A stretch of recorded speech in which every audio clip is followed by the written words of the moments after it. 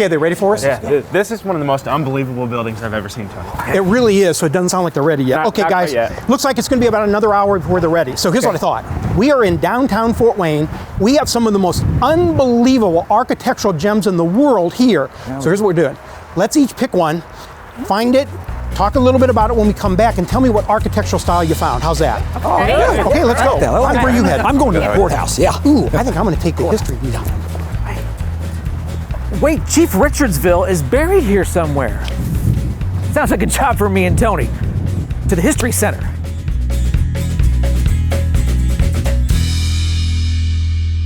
Woohoo! Nicely done. We found Chief Richardsville's burial ground right here on the Cathedral Square in downtown Fort Wayne, Indiana. Chief Richardsville is a very important person in Fort Wayne history because he was the chief of the Miami tribe here from 1812 to 1841 when he passed. Chief Richardsville was the son of Tecumseh, who was Little Turtle's sister and a French fur trader. So growing up, he learned how to speak English, French, and Native American Miami tribe so that he could help negotiate all of the different land and port deals all around Northeast Indiana, and made him a lot of money.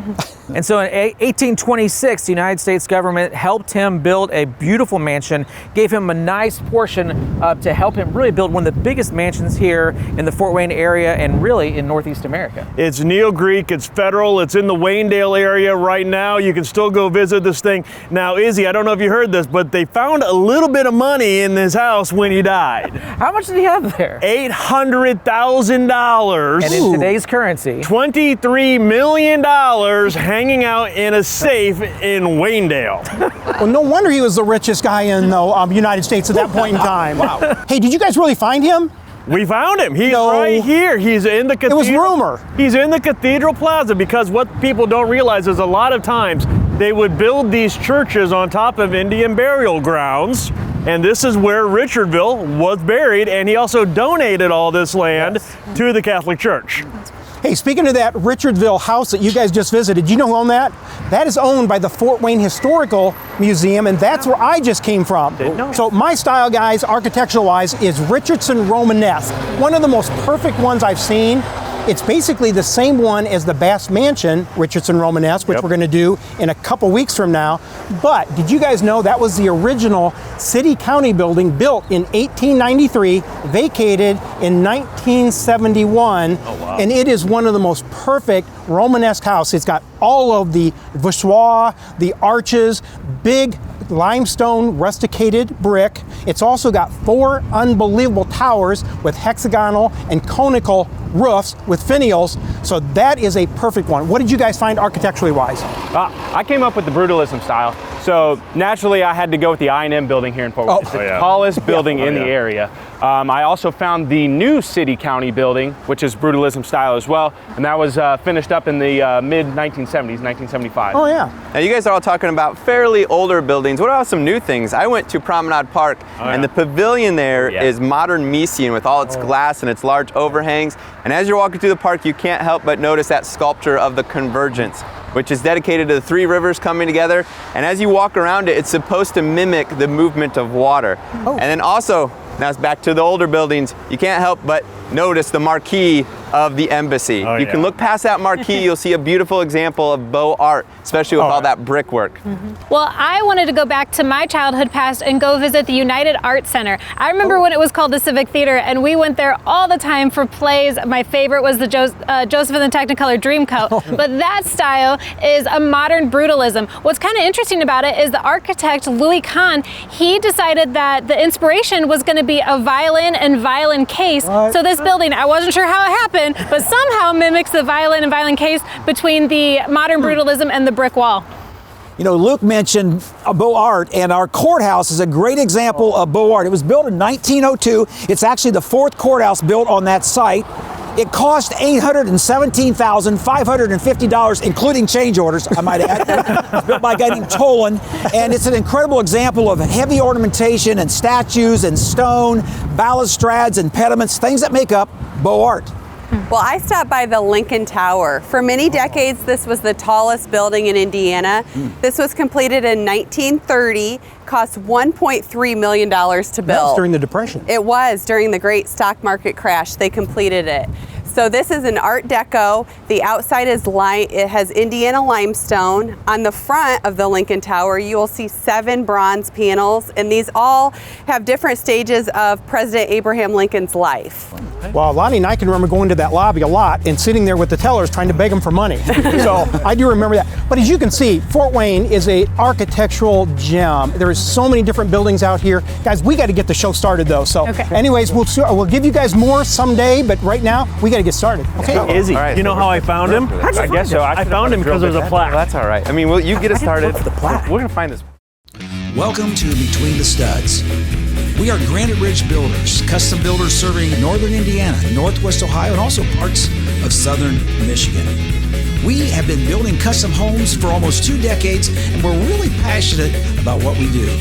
So join us today as we explore the processes, the trends, and also tips that characterize today's new home. Thanks for watching. Okay, welcome back. We are at probably one of the most unusual and unique cathedrals in the country. We're here at the Cathedral of the Immaculate Conception. This is in downtown Fort Wayne. It's also called Cathedral Square. We're on 4 different roads: Clinton, Jefferson, Calhoun, and Lewis. The whole block. What we're going to do today is we're going to talk a little bit about the church, the cathedral, where it started. First of all, this is a Roman Catholic religion, and that's what this has been for the last 200 years. One thing that you'll really want to know is, first of all, Catholic. The word Catholic simply means universal. So it's just a universal church. We're going to talk a little bit about that history, but some really fun facts about the Catholic religion. First of all, did you guys know it has 1.4 billion baptized members? Wow. Yeah. It has 3,500 dioceses. This is one of the dioceses. We'll talk a little bit about that. We've got 222,000 parishes in the Catholic Church. There's 5,400 bishops. There is 420,000 priests. Did you guys know this? They also run 5,500 hospitals. Oh. They have 95,000 primary schools, 45,000 secondary schools. So it has created a tremendous impact on our world. So let's talk a little bit about this church itself. Well, Luke, we just found out for ourselves that there's about 2 foot worth of facades here. It started in the early 1800s with a original red brick. Red brick, yep. So we drilled in. That's a foot deep in there. Okay, and then just they to clarify, resurfaced- you guys didn't actually drill into it, did you? Not that you need to know. Right. And then they resurfaced it in the 1950s with that Indiana limestone and that Wisconsin Lannon stone. Right. Now let's talk about like you said, the facade. So when it was the red brick, that was going to lean more towards the French Gothic style. It was going to be a little bit more ornate than what you see behind us now. What you see behind us now, once they resurfaced it, it's a little bit more simplified in the Gothic style. Still a lot of ornamentation, just more simplified in the Gothic. And we would consider this more English Gothic. And then what's really fascinating is about a block that way, we have a perfect example of German Gothic at the St. Paul's Church there, Lutheran Church. So really kind of showcases how those European churches had big impacts on when people were building these here, how they wanted to carry over that Gothic because it really drove your vision up to the sky to heaven. And around the Fort Wayne area and the Fort Wayne Diocese, we all have to thank Father Benoit for this. Father Benoit was a French priest whose bishop came to him and told him, "You're not strong enough to travel to Indiana and start what we need done." And he said, "Yes, I can. If you can do it, so can I." So he made the journey over to Indiana. He had 2 main goals. Number 1, he wanted to start a school. And he started a school here in the Fort Wayne area first, and then he started the cathedral. The school he turned over to some sisters and asked them to start their own girls' school here in the Fort Wayne area. One of the sisters really took the ball and rolled with this, and in 2006, that sister became a saint, and her statue is here in front of the building. Hey, Tony, wait, isn't that statue of Benoit, isn't that the one that we saw over at the water filtration plant? Yes, he was the father that went out to the filtration plant area where the 3 rivers all come together, and that is his statue. And he blessed the rivers. And so Benoit, he's got all kinds of different accolades all throughout this area, and I would venture to say most people around Fort Wayne have never even heard the name. And it only cost $54,000 to build this church. They spent another $8,000 or $9,000, yes, on organs and stuff. Just to clarify, that was the red facade, not the one that we have now. And also, the other amazing fact is it only took them 18 months to build the building, and they didn't have power drills. Right. Wow. And so in 1980, this church was added to the National List of Historic Places and is believed to be the longest lasting public building in use here in northern Indiana. Wow. Now the first two bishops were, wait for this, John A. Lures and Joseph Dwinger. No. Let's get the names for our high schools. They used to beat Concordia all the time. Still do. Now, over the past 150 years, there have been 9 bishops and 13 rectors, and they all have made a great contribution to this facility. Now on this campus area, I'm really excited to learn a little bit more. We have a museum that has some really cool historical facts we'll talk about a little bit later, and the McDougal Chapel. So it is named after McDougal because he's the one that funded that building there, but it is very cool inside. We're going to show you that in a little bit. Okay, I think we've got our segments picked, guys. I know I've got mine. Yeah. Let's go in, talk about it. Stay tuned. You are not going to want to miss this. I really feel outnumbered as the only Catholic here.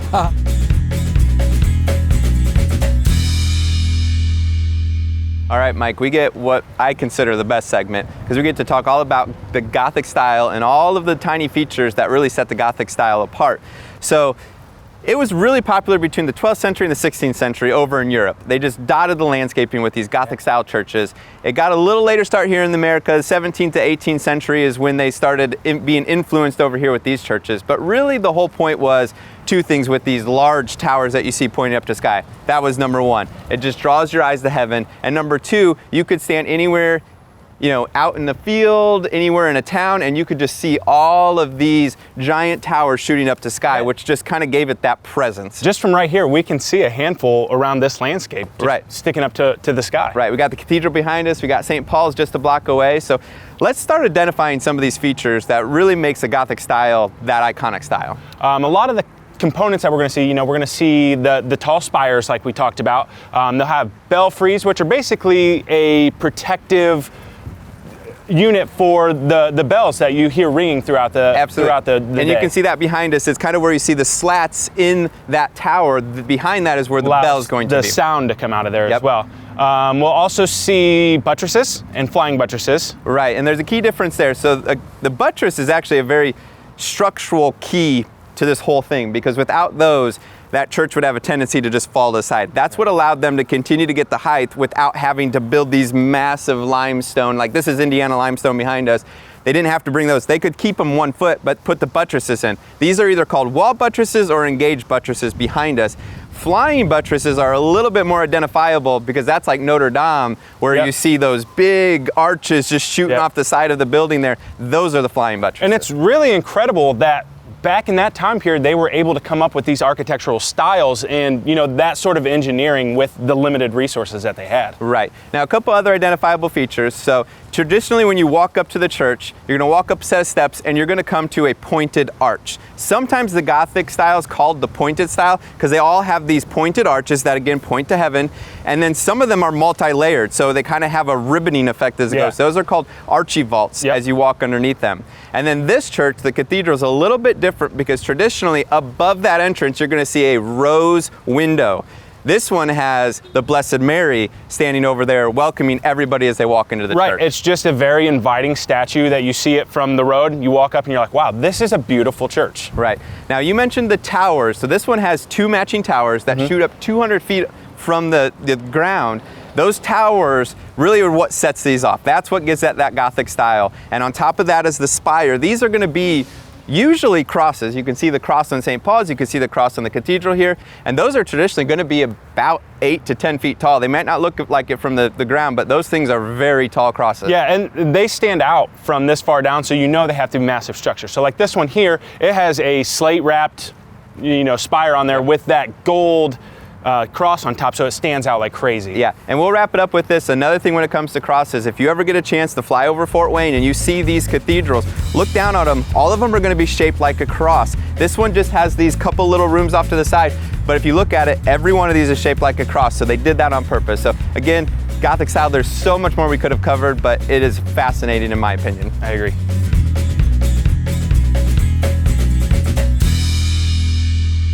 mentioned earlier that the word Catholic actually refers to the universal. And the word church actually refers, Jesus first used it as delegation or assembly. And when he said, I'm going to build my church to Peter, he actually was throwing out there a prophecy that has been fulfilled today, because there's a church and it continues to grow today. And Christianity, it actually, in the church, actually started shortly after Jesus' death and resurrection, day of Pentecost. And it grew, but it was persecuted greatly for about 300 years. Yes. Then in 313, Roman Emperor Constantine said, hey, I'm going to make it legal. And shortly thereafter, he actually made it the state religion. Phenomenal growth. Unbelievable. And from that point at 300 AD, 313 to the present, the Christianity faith is the largest faith in the world, about 2.3 billion followers. And part of that Christian faith is the Catholic religion. And the Catholics are about 1.3, 1.4 billion of those Christian followers all over the world. And that is talking about thousands and thousands of churches and dioceses all over the world. Yeah, and we mentioned God is a God of order. And so there is an order, you might call it a government within the Catholic Church. And let's talk a little bit about some of those terms and that order. Well, in a lot of the way you're talking about that, we start with the Pope. The Pope sits in Vatican, and that is the head of the Catholic Church. Okay. Who elects the Pope? Cardinals. The people who are underneath the Pope, so to speak, are the ones who go in and they vote at the Vatican for whoever the next Pope is whenever one passes away. Underneath the cardinals, you have the bishops. Okay. And the bishops are the ones who are kind of they're in the trenches. They're in the churches and the cities. Okay. But I mean, right here in Fort Wayne, it's the Fort Wayne South Bend Diocese. We have a bishop. He is the rector over the Fort Wayne South Bend area. Okay, stop right there, because at Granite Ridge, we actually have built a couple rectories over the years. What is a rector? What is a rectory? The rector is a priest, and he's the priest that oversees the entire congregation or the church. And the rectory is? Where that priest lives. Tony, you mentioned the word cathedral, and then you also referred to this beautiful chair behind us. Give me a little history there. The cathedral is the seat of the church in the area. Okay. It's where the bishop presides over. This is the bishop's seat. It's the cathedra. It's a permanent foundation in the cathedral itself. So it's a beautiful faith. It's a beautiful place. Glad we had a chance to come here today and get to know this incredible place and those terms a little better. Let's go look at some of the woodwork we have over here.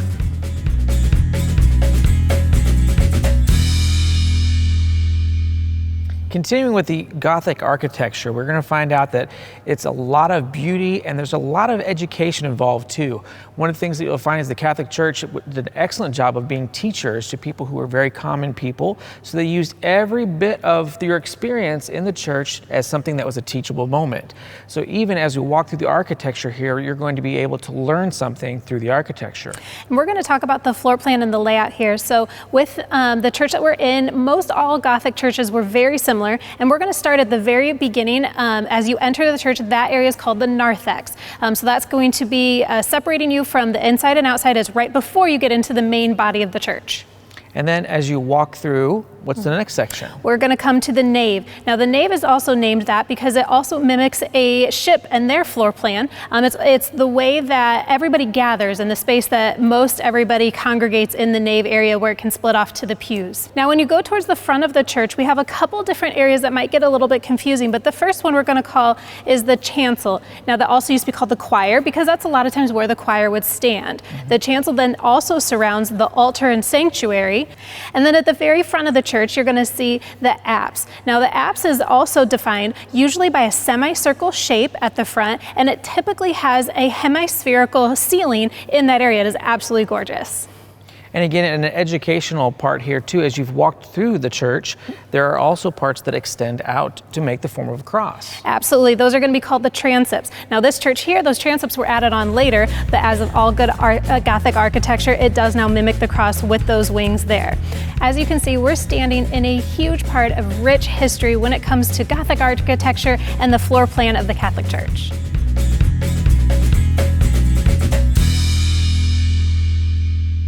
Man, Luke, as you enter this incredible cathedral, you just can't believe. Your eyes go to so many places and so many things. For example, the baptistry right there as you enter. Yeah, as you walk in, that's the first thing that you see. It's just this giant tub of this water, and it's just illuminated in a way that your eyes gravitate to it. It sure does. And then over here to our right is the ambry. and there's actually holy oils behind that case? Yep, that's what's encasing the holy oils that they use throughout the week. And then on the other side here, what do we have? It's called the Paschal, I believe I say that right, Paschal candle, and they light that on special occasions. It actually represents Christ's resurrection. Right, primarily. And when you're standing there looking at all that, you don't even realize, but overhead is where the organ is located for this. And there's 2 organs here, and there's over 3,000 pipes that when it's playing just fills. I can only imagine that sound. I can only imagine that. And then we also, as we move throughout the church, we look at the great, incredible columns, these fluted columns. Looks like a composite Corinthian combination. Yeah, there's 14 of them total. The Gothic columns that are what they're holding up is what's called a Gothic rib vault ceiling. And again, it just goes into the acoustics and everything. As we're sitting here talking, we can just hear how the sound travels. And so, Luke, what we have here is architectural details that invites a person to come in. You know, you just take a big, deep breath and worship.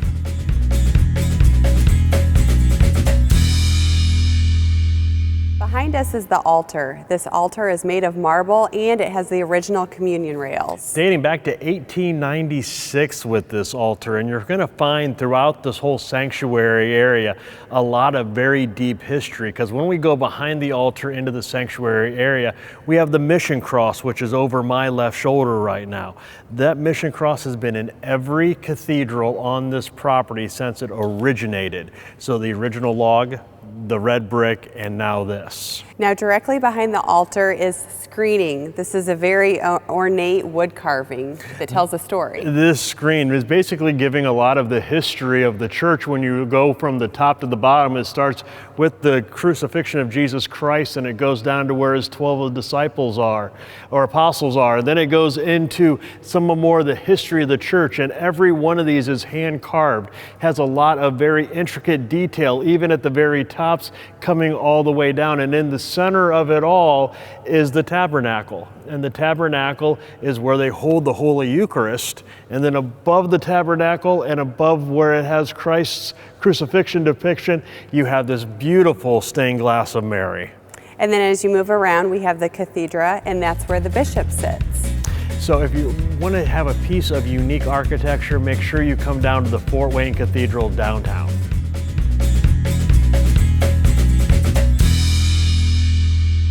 Well, everywhere you look around here, there's a story to be told. Absolutely. And we'll start with the story of the stained glass. The stained glass surrounds the nave of this church, and there are 16 28-foot tall stained glass stories. And we call them stories because these are, each one of them has a different story that it tells and depicts about Mary, the mother of Jesus, her life. And so each one of them is absolutely unique. Now, these stained glass features were done by the name of Zettler, and he took the process to his grave of how he came up with these and was absolutely world-renowned in his stained glass artistry. And then behind us are the Stations of the Cross. So these are some beautiful wood carvings. These were imported from Germany in the late 1800s. There are 14 stations. And what this does is it shows you Jesus Christ's last day as a man on earth. So it walks you through the 14 stages. So you'll see 7 on this side and 7 on the other side. Granite Ridge cannot thank enough everybody who made this day possible to be able to bring to you viewers at home. We want to thank Father Jake and we want to thank Bishop Rhodes for allowing us to capture the beautiful architecture that we've seen here today.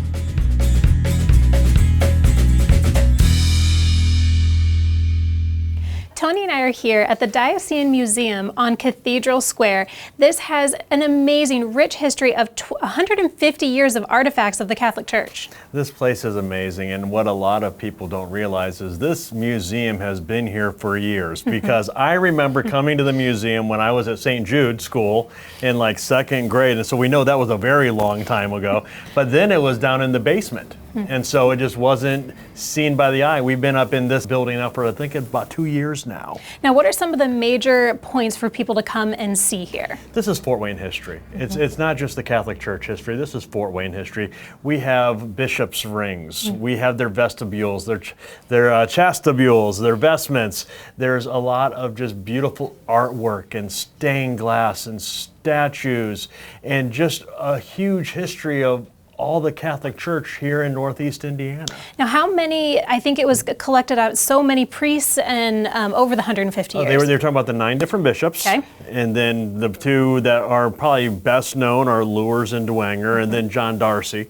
And then there are 13 rectors. Okay. And the rector is the person who kind of oversees the whole church. It is absolutely stunning, and this place is free for you to come out and take a look Tuesday through Saturday. Let's see here, from 10 to 2. So come out, because it is absolutely beautiful. There's free parking, free admission. It's worth your trip over.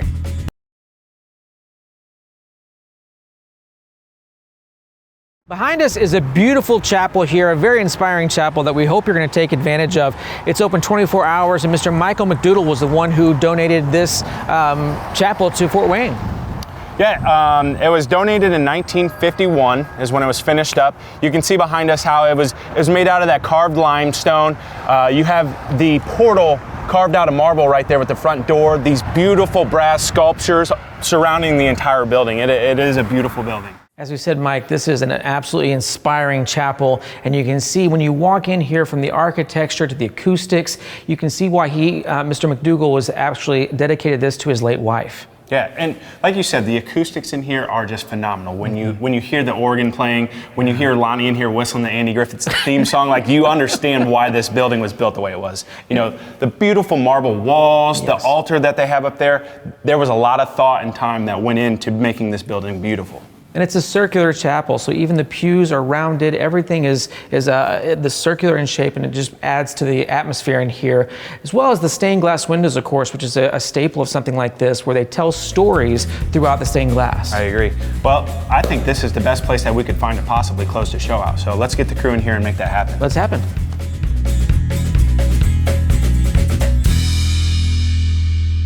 Hey guys, this was probably one of the most fun shows I've been a part of. I really, really did like it. Let's tell everybody what we thought was the most important. Mine today was studying the cross-section of the floor plans of all of these different cathedrals and churches. I just find that really fascinating. And I'm right there with you, Tony. Being able to study these Gothic architectural gems, these exteriors are just so fascinating to me, and especially when you just look up and you just carry those eyes straight to heaven. It's finding out more of the history for me. I mean, we all know the major players in the Fort Wayne area, but you never hear about people like Father Benoit or Tecumseh or Chief Richardville. You know, I love the stained glass. It's absolutely mesmerizing, and the stories that they tell is just absolutely world-renowned here in our own city. And I'm thinking about the incredible craftsmanship, those artisans that went back and actually were working 150 years ago to give this incredible place the awe and wonder. It just really makes you want to worship. Yeah. And then the Stations of the Cross. I found that so interesting, showing the pictures of Jesus' last day on earth. Well guys, it's getting late. Kayla, would you go ahead and close for us? Absolutely. Thank you all so much for joining us today. If you'd like to learn a little bit more about who we are, what we do, and why we do what we do so well, please pick up the phone and give us a call, visit our website, or even better yet, come in our front doors. We'd love to meet you. Hey, by the way, guys, we got to take advantage of these incredible acoustics in here. Let's try at least something. Let's try something. Something like that? Yeah? Okay. Okay. Praise Father, Son,